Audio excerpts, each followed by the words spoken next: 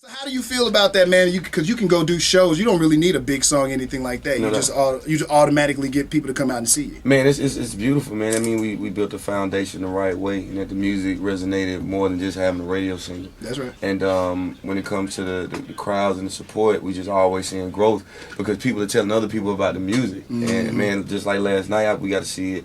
Biggest crowd I've had so far in H-Time. And we can do records from 2010 and then do records I dropped 2 weeks ago. That's right. And people rocking. Let me go back a little bit. Of course, when you first came out, everybody was saying, this kid sounds like Pimp C. Yeah.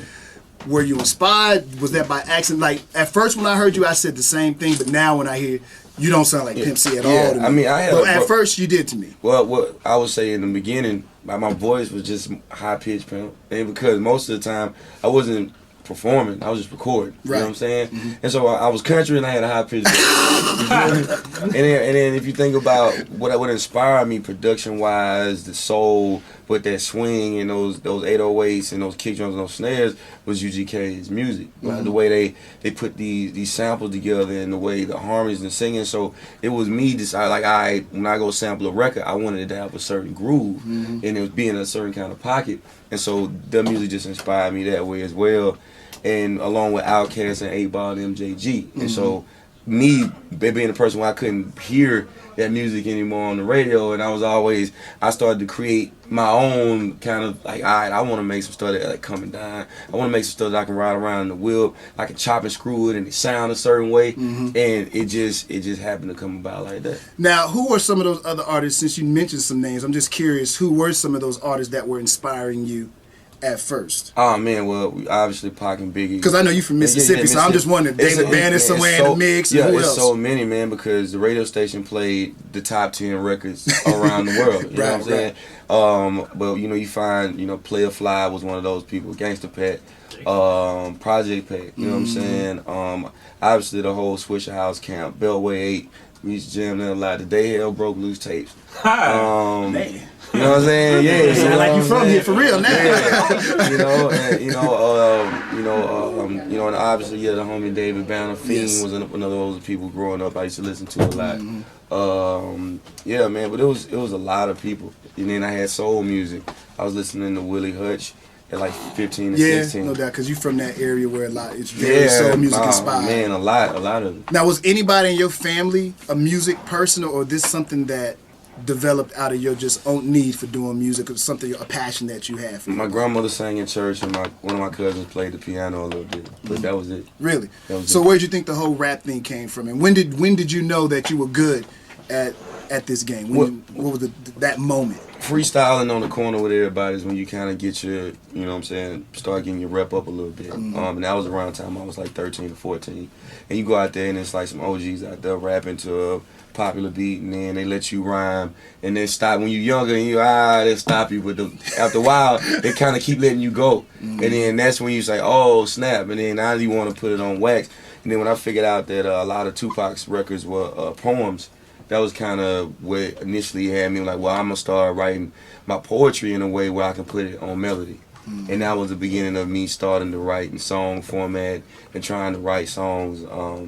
And yeah, that's how it all started, man. Big K.R.I.T is in the studio with us this morning. For the person that doesn't know anything about Big K.R.I.T, explain the name Big K.R.I.T for all those. Well, the big part just comes with the whole being from the South, man. You got big, young, slim, you know what I'm Little. saying?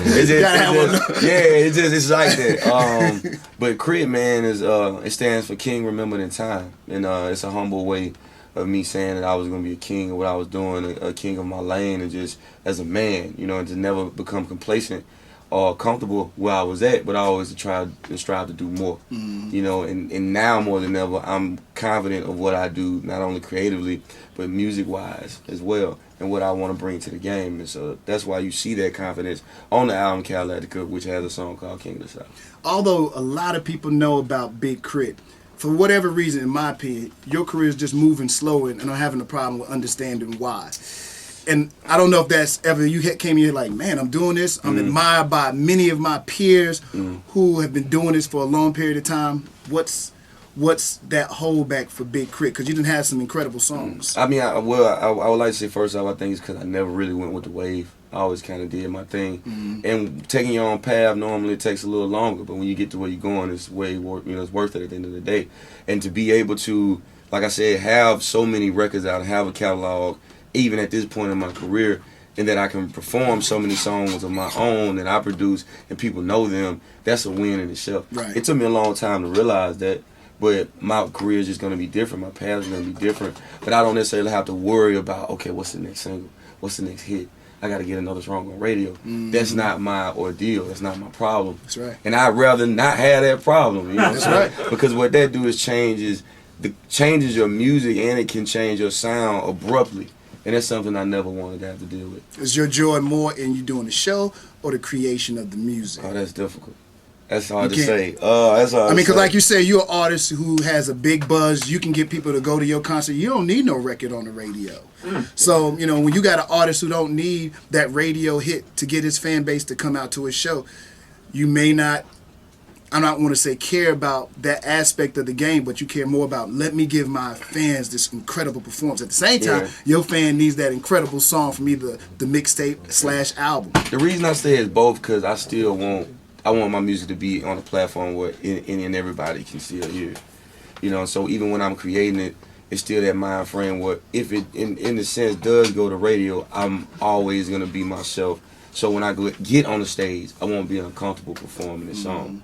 But performing a record that you wrote in your room, studio, that you may have been like, oh man, I hope this go well, or you put your all into to perform it, and it go over well, and people rap it back to you, it's hard to explain, bro. It's super surreal, man. What's the